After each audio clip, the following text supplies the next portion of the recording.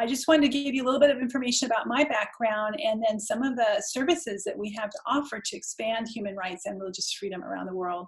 So I come from Iranian American heritage, and my father is Muslim and my mother's Christian.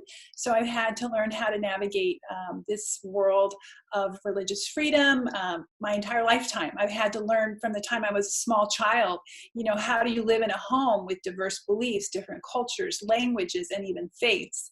And it wasn't easy. It's not easy to be raised in a mixed home with different perspectives on things. But I wrote an article once for a women's division of the New York Times. It's called Women in the World. And I realized after my dad recently passed away that the greatest gift he ever gave me was religious freedom, which is really radical to think about a father allowing her daughter to grow up in the 70s, 80s with religious freedom. And the way he did that primarily was by allowing me to have the freedom of choice when it came to my schooling. And I played basketball and I traveled, and ultimately I married a Lutheran from Baltimore. So my life looked very different than his growing up, but he celebrated my choices. And we had a home environment where we had free dialogue. We were able to converse without coercion. I never felt threatened or attacked by my father. So I know it's possible. And I've lived it. And I really would love for other people to realize that when we give our children, and women in particular, the freedom of belief, great things can happen. I was able to go on to get graduate level degrees. Right now I'm pursuing a PhD. I've been able to publish. I've been able to travel the world and help empower women. And again, it goes back to this fundamental belief that my father gave me, which was the freedom of choice and to express all of my gifts and to bring my whole self to work and to life and to relationships. And so for those who are listening today, if you come from a mixed heritage, or if your children or your daughters or your wives are maybe making different decisions than you would spiritually, I hope you'll honor them and realize that we're all on a journey, and that God is big enough to handle our choices, and that we don't need to coerce, we don't need to manipulate, that we can trust that people at the end of the day will make good choices for the most part. So today I am a practicing Christian. I just wanted to put that out there, that that was a decision that I was able to make on my own. And it was actually through the influence of some friends at the university and some neighbors.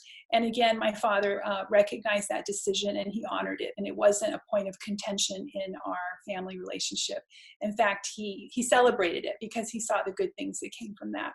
So from that, I wanted to just share briefly that I lead a women's media network, and we focus on promoting several different causes, but more and more we're focused on religious freedom, because we're realizing the intersection of women's rights and religious freedom, and how women are truly not free until they're free spiritually. And so we're focusing on creating film and print and audio and internet projects that will bring to light the importance of giving women religious freedom, and that religious freedom is good for many things. It's good for human rights, as we're hearing today. It's good for business. It's good for education. It's good for innovation.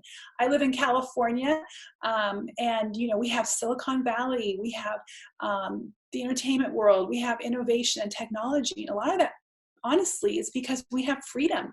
And even Silicon Valley now is starting to promote this idea of freedom at work with your faith, bringing your faith to work and not being afraid to tell people if your faith is not a part of the majority culture. Maybe your faith looks a little different.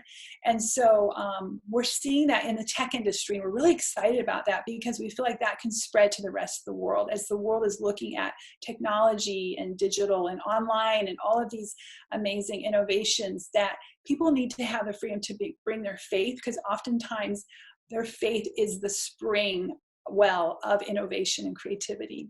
So just two campaigns I wanted to share with you as a resource to encourage you that there are things happening in the media world.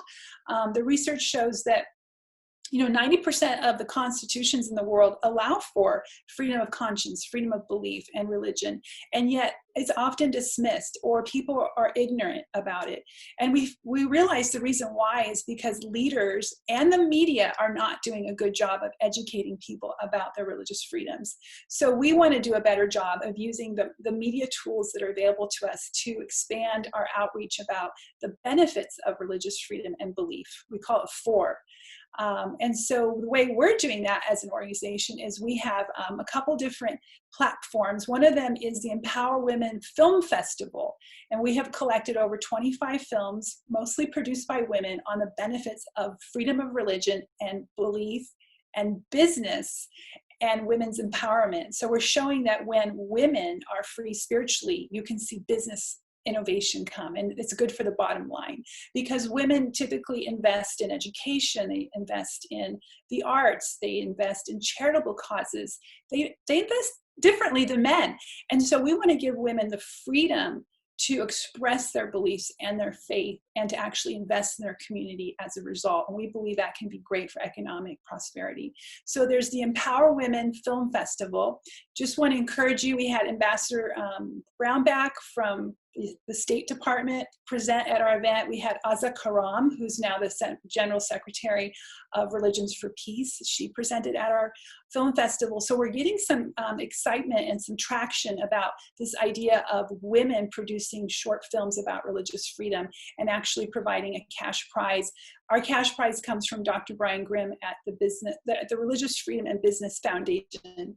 So I hope you'll check that out, Empower Women Film Festival, in partnership with the Religious Freedom and Business Foundation, Dr. Brian Grimm. The second thing I wanted to tell you about is we have a web series that we're creating now, a workplace training series. It's 4 short films that include reflection questions and discussion groups. It's just over a 90-minute period. You could show it at lunchtime. You could gather your colleagues or your small group or your women's group or your book club, and you can watch these 4 short films from world-class experts on religious freedom, interviews, and then a short docudrama. And the purpose of this tool is to help you to communicate to your community about the benefits of religious freedom. That series is called Live What You Believe. Live What You Believe. And you can find that on our website. And if you're interested, you can email me and contact me. So we're here to serve you, to provide resources, media resources, to help you expand your religious freedom impact and outreach, and to educate the people about you about the benefits of religious freedom.